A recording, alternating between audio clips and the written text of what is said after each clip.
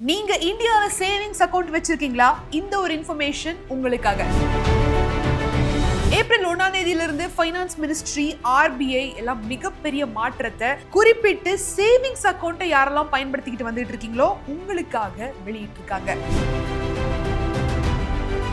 And இது ஒரு சாதாரண சின்ன சேஞ்சஸ் கிடையாது, இது ஒரு மேஜர் ரீசெட். நீங்க பணத்தை வித்ட்ரா பண்ணதுல இருந்து உங்க சோஷியல் மீடியா ஆக்டிவிட்டீஸ் வரைக்கும் ஒரு மிகப்பெரிய மாற்றம் இருக்கு. நிறைய பேர் இன்னும் பழைய ரூல்ஸ், பழைய அப்டேட்ஸ் கேட்டுட்டு இன்னும் அதுதான் போயிட்டு இருக்கும் அப்படின்னு நினைச்சிட்டு இருக்கீங்க. பட் இந்த வருஷம் 2026 ஏப்ரல் 1ஆம் தேதியில இருந்து மொத்த பேங்கிங் இண்டஸ்ட்ரிக்கே ஒரு கம்ப்ளீட் சேஞ்ச் உருவாயிருக்கு. இந்த வீடியோல அப்படி என்ன மேஜர் ரீசெட் சேவிங்ஸ் அக்கவுண்ட் யூசர்ஸ்க்கு வந்திருக்கு அப்படிங்கறத தெளிவா பார்த்து தெரிஞ்சுக்கோங்க. வெல்கம் டு பாஸ் வாலா தமிழ். நான் உங்க Megala Kannan.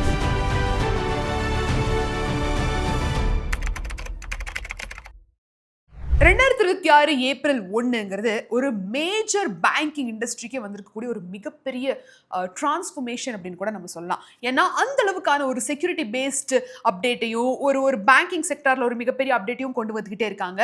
National payment corporation of India, RBI, finance ministry மொத்தமா சேர்ந்து இந்த ஒரு இதுல வந்து செயல்பாட்டில் இறங்கியிருக்காங்க. அதுவும் புதிய இன்கம் டாக்ஸ் ஆக்டும் இந்த மாசமே அமலுக்கு வந்திருக்கிறதால அது சார்ந்த சில மாற்றங்களுமே வந்து உருவாகிட்டு இருக்கு. ஸோ ஒன்னையும் பேக் டு பேக் நீட்டா அப்டேட்டடா நீங்க கத்துக்குவீங்க. நம்ம பாஸ் வாலா தமிழ் யூடியூப் சேனலுக்கு சப்ஸ்கிரைப் பண்ணிக்கோங்க.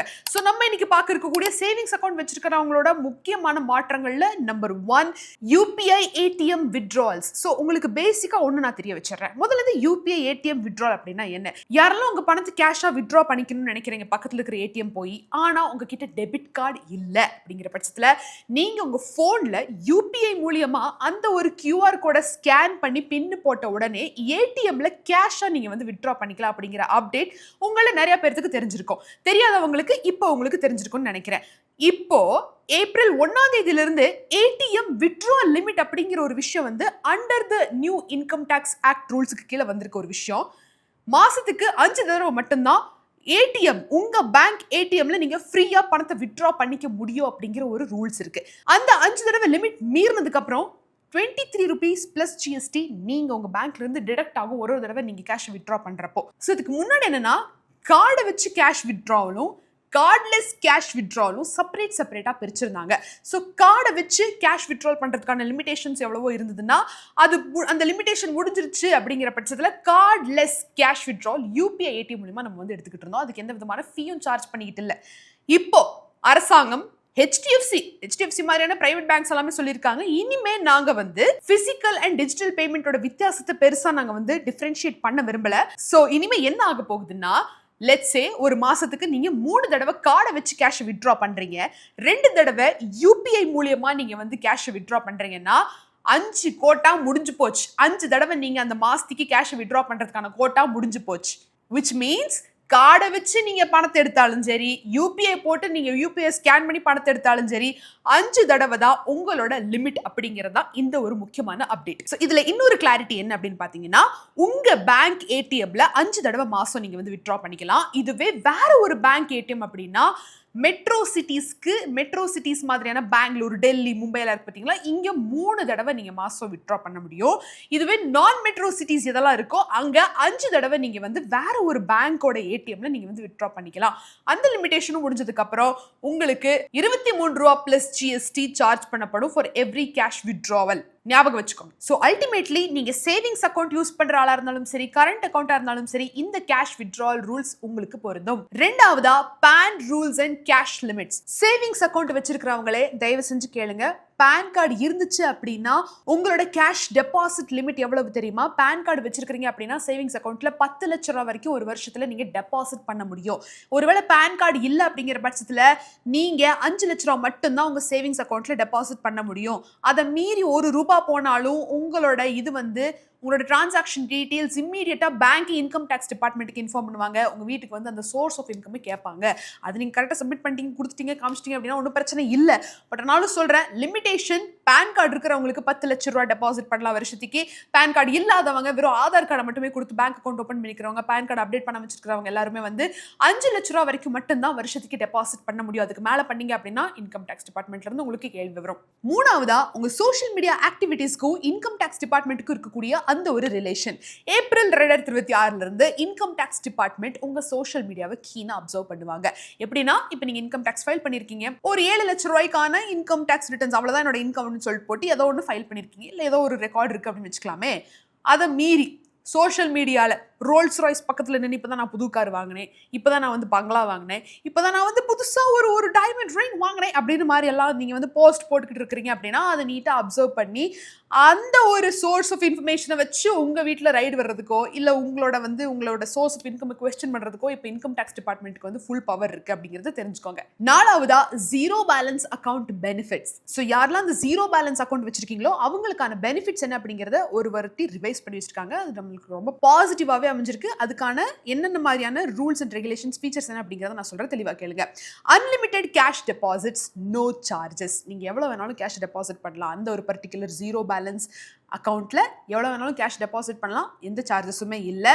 And free ATM debit card, annual ஃபீ இல்லாமல் ஏடிஎம் அண்ட் டெபிட் கார்டை அவங்க வந்து உங்களுக்கு ஃப்ரீயாக கொடுத்தாகணும். And free cheque book within லிமிட்டோட சேர்த்து வருஷத்துக்கு எவ்வளோ வந்து இதுன்னு சொல்லி ஃப்ரீயாக செக் புக்கை அவங்க வந்து வழங்கி ஆகணும். And free digital payments, UPI ஆகட்டும், நெஃப்ட் ஆகட்டும், ஆர்டிஜிஎஸ் ஆகட்டும், எல்லாமே ஃப்ரீயாக வந்து உங்களுக்கு வழங்கணும். And no minimum balance required. Of course zero balance bank account அப்படிங்கிற பெனிஃபிட்ஸில் இதுவுமே வருது. மினிமம் பேலன்ஸ் எதுவுமே இருக்கக்கூடாது, அந்த ஒரு லிமிடேஷன்ஸ் இருக்கக்கூடாதுங்கிறது. And at least 4 free withdrawals per month, 4 ஃப்ரீயான வித்ட்ராலை வந்து இவங்களுக்கு வழங்கணும். அந்த பெனிஃபிட்ஸ் அப்படிங்கிறதா அந்த வந்து பிஎஸ்பிடிஏ அப்படிங்கிற அந்த ஒரு benefits, zero balance bank account benefits. இதுக்கு முன்னாடி எல்லாம் வந்து கஸ்டமர்ஸை வந்து இந்த மாதிரி இக்னோர் பண்ணுவாங்க. இதெல்லாம் ஃப்ரீயாக கொடுக்க முடியாது, செக் புக்லாம் ஃப்ரீயாக கொடுக்க முடியாது, அதே மாதிரி இந்த மினிமம் பேலன்ஸ் எல்லாம் பே பண்ணலாம், சார்ஜ் இருக்குது, பெனால்ட்டி இருக்குது அப்படின்னு சொல்லிட்டு இனிமேல் அதெல்லாம் பண்ண முடியாது. ஏப்ரல் 1ஆம் தேதியிலிருந்து ஸ்ட்ரிக்டாக அதெல்லாம் சொல்லியாச்சு. கவனமாக இருங்க. நீங்கள் பேங்க்கில் போய் இந்த ரைட்ஸ் நீங்கள் கிளைம் பண்ணலாம் if you have the zero balance bank account. அஞ்சாவதா, டிஜிட்டல் ஃப்ராட் காம்பன்சேஷன். உங்களுக்கு வந்து ஜூலை 1ஆம் தேதியிலிருந்து ஃப்ராட் ரீஃபண்ட் அப்படிங்கிற ஒரு விஷயத்தை வந்து இம்ப்ளிமெண்ட் பண்ண போகிறாங்க. இது என்னன்னா, இன்கேஸ் நீங்கள் பணத்தை ஏமாந்துட்டீங்க அப்படிங்கிற பட்சத்தில் அரசாங்கம் உங்களுக்கு எவ்வளவு காம்பன்சேட் பண்ணுவாங்க அப்படிங்கிற அந்த ஒரு இதுக்கு தான் இது. அதுலேயுமே லிமிடேஷன்ஸ் இருக்குது, கண்டிஷன்ஸ் இருக்குது. லிமிடேஷன்ஸ் எவ்வளோனா 50,000 வரைக்கும் நீங்கள் ஏதாவது ஃப்ராடில் ஏமாந்துட்டீங்க அப்படிங்கிற பட்சத்தில் 85% வரைக்கும் அவங்க வந்து காம்பன்சேஷனை வந்து வழங்குவாங்க. அதுவும் மேக்ஸிமமாக எவ்வளோன்னு பார்த்தீங்கன்னா 25,000 தான். நீங்கள் 50,000 இல்லை, எவ்வளோ தொலைச்சிக்கிட்டாலுமே கூட உங்களுக்கு மேக்ஸிமமாக கிடைக்கக்கூடிய அந்த காம்பன்சேஷன் அமௌண்ட் 25,000 ரூபாய். அண்ட் அந்த ஒரு பணம் உங்களுக்கு கிடைக்கணும்னா நீங்கள் ஃபர்ஸ்ட் 5 நாளைக்குள்ள நீங்கள் ரிப்போர்ட் பண்ணணும். சைபர் செக்யூரிட்டி எஃப்ஐஆர் ஃபைல் பண்ணுறது அதெல்லாம் ரிப்போர்ட் பண்ணி வச்சுக்கணும். அந்த ஒரு எவிடன்ஸ் எல்லாத்தையுமே ரெடியாக வச்சுக்கணும். அண்ட் இந்த ஒரு கிளைமை நீங்கள் லெட்ஸ் சே 2 தடவை ஏமாறுறீங்க. ஒரு தடவை ஆல்ரெடி இந்த கிளைமை பண்ணி பணத்தை வாங்கிட்டீங்க, இன்னொரு தடவை ஏமாறுறீங்க, இந்த தடவை உங்களுக்கு பணம் கிடைக்காது. லைஃப் டைம் ஒன்ஸ் மட்டுமே. ஓவராலாக நீங்கள் சேஃபாக இருங்க அப்படிங்கிறதா ஆர்பிஐ சொல்கிறாங்க. முடிஞ்சதையும் நாங்கள் பண்ணுறோம், பட் நீங்கள் சேஃபாக இருங்க அப்படிங்கிறதா இதோட இன்டென்ஷன். ஆறாவதா, லோன் ரிகவரி ரூல்ஸ். இது ரொம்ப ரொம்ப இம்பார்ட்டன்ட், எல்லாருமே கேளுங்க. இப்போ நீங்கள் ஒரு பேங்க்ல போய் லோன் வாங்குறீங்க அப்படின்னா அந்த லோனை ரிகவர் பண்ணுறதுக்கு பேங்கே உங்கள் வீட்டு வாசலுக்கு வந்து நிற்க மாட்டாங்க. அவங்க சில ரிகவரிங் ஏஜென்சிஸை வந்து அலாட் பண்ணுவாங்க, ஹையர் பண்ணி வச்சிருப்பாங்க. ஸோ அவங்க தான் உங்களுக்கு கால் பண்ணுறது, மேபி உங்கள் வீட்டுக்கு சம்டைம்ஸ் வரதா இருந்தால் வீட்டுக்கு வரதா இருந்தாலும் அவங்க தான் பண்ணுவாங்க. பட் ஆனால் இதில் ஒரு ஸ்ட்ரிக்டான ரூல்ஸ் அண்ட் ரெகுலேஷன்ஸை ஆர்பிஐ கொண்டு வந்திருக்கு. அதில் point number 1, no harassment, mentally or physically. நீங்க வந்து தப்பான வார்த்தைகளை பயன்படுத்துற மாதிரி இல்லை, ஒருத்தர் அசிங்கப்படுத்துற மாதிரி இல்லை, ஹராஸ் பண்ற மாதிரி இல்லை, பிசிக்கலி நீங்க வந்து எந்த விதமான டார்ச்சரும் பண்ற மாதிரி இல்லைன்னு சொல்லி ஸ்ட்ரிக்டா சொல்லியிருக்காங்க. பாயிண்ட் நம்பர் 2, 8 மணிலிருந்து காலையில் 8 AM இருந்து ஈவினிங் 7 PM வரைக்கும் மட்டும்தான் உங்களை கால் பண்ணி அவங்க வந்து பணம் விசாரிக்கிறதுக்கு இது பண்ண முடியும். அதுக்கு மேலே ஒரு நிமிஷம் லேட் ஆனால் கூட நீங்கள் அவங்க மேலே கம்ப்ளைண்ட் ஆக்ஷன் எடுக்கிறதுக்கு எல்லா ரைட்ஸ் அஸ் அ கஸ்டமராக உங்களுக்கு இருக்கு. பாயிண்ட் நம்பர் 3, எந்த விதமான ரிலேட்டிவ்ஸையும் இல்லை உங்கள் ஃப்ரெண்ட்ஸையும் கால் பண்ணி உங்கள் கான்டாக்ட்ஸ் இன்கேஸ் அவங்க கிட்ட இருக்கு, இல்லை ஃபிசிக்கலி அவங்க வந்து டைரெக்டாக நெய்பர்ஸ் கிட்ட பேசுறது எந்த மாதிரி உங்களை ஷேம் பண்ணுற மாதிரி இல்லை. நீங்கள் பணத்தையும் திருப்பி கொடுக்கலன்னா கூட இந்த செட் ஆஃப் இதைய ஒரு ரிகவரிங் ஏஜென்சியாக பேங்காக அவங்க அதை பண்ணுற மாதிரி இல்லை அப்படிங்கிறது ஸ்ட்ரிக்டாக சொல்லியிருக்காங்க. அடுத்த பாயிண்டா பிரைவசி மஸ்ட் பி ரெஸ்பெக்டட். இந்த டைம்ல வராதீங்க அப்படின்னா வரக்கூடாது, இந்த டைம்ல நீங்க வந்து அன்டைம்ல வந்திருக்கீங்க அப்படின்னா வரக்கூடாது. ஸோ இதெல்லாமே பிரைவசியை ரெஸ்பெக்ட் பண்ணணும். இன்கேஸ் இப்போ நான் சொன்ன செட் ஆஃப் ரூல்ஸ் அண்ட் ரெகுலேஷன்ஸ்ல உங்களோட ரிகவரிங் ஏஜென்சி ஏதாவது வந்து கவர் பண்ணி ரொம்ப கலாட்டா பண்ணாங்க அப்படின்னா இம்மீடியட்டா நீங்க அதை கம்ப்ளைண்ட் பண்ணணும். அவங்க மேல ஹெவி பெனால்டி போட வாய்ப்பு இருக்கு. ரிகவரிங் ஏஜென்சிக்கான லைசன்ஸை பிடிக்கிறதுக்கு அரசாங்கத்துக்கு எல்லா அதிகாரமும் இருக்கு. இன்கேஸ் இது எல்லாமே அவங்க பண்ணியிருக்கிறாங்க, இதுல ஏதாவது அவங்க வந்து உங்களை ஹராஸ் பண்ணாங்க, அவமரியாதைப்படுத்தினாங்க, உங்க நெய்பர்ஸ் கிட்ட தப்பா ஷேம் பண்ணாங்க, இல்ல மேபி உங்களோட பிரைவசியை வந்து ஸ்பாயில் பண்ணாங்க அப்படிங்கறத எல்லா இதுலயுமே வந்து அரசாங்கத்துக்கு இந்த ஒரு செட் ஆஃப் ஆக்ஷன் எடுக்கிறதுக்கு எல்லா ரைட்ஸும் இருக்கு. In case if they behave in such a way. So இது எல்லாம் தான் மொத்த என்டையர் பேங்கிங் இண்டஸ்ட்ரியிலேயே வர இருக்கக்கூடிய சில முக்கியமான மாற்றங்கள்.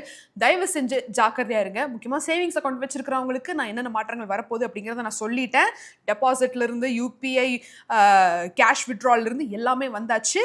இனிமே தயவு செஞ்சு இந்த ஒரு இன்ஃபர்மேஷனை எல்லாத்துக்கிட்டையும் சொல்லுங்க. ஜாக்கிரதையா இருங்க, சேஃபா இருங்க. இந்த ஒரு இன்ஃபர்மேஷன் உங்களுக்கு பிடிச்சிருக்கு அப்படின்னா காமெண்ட் செக்ஷன்ல என்னென்ன சஜஷன்ஸ், என்னென்ன காமெண்ட்ஸ் அப்படின்னு தெரியப்படுத்திட்டு போங்க. மீண்டும் ஒரு சுவாரஸ்யமான பகுதியில் நான் உங்களை வந்து சந்திக்கிறேன். And Megala Kannan signing off. நன்றி, வணக்கம். பிராண்ட் பார்ட்னர்ஷிப் மற்றும் அட்வர்டைசிங் என்கொயரிஸ்க்கு brand@bosswala.com என்ற இமெயில் ஐடிக்கோ அல்லது 9108014192 என்ற வாட்ஸ்அப் எண்ணை தொடர்பு கொள்ளலாம். Bosswala, be the boss.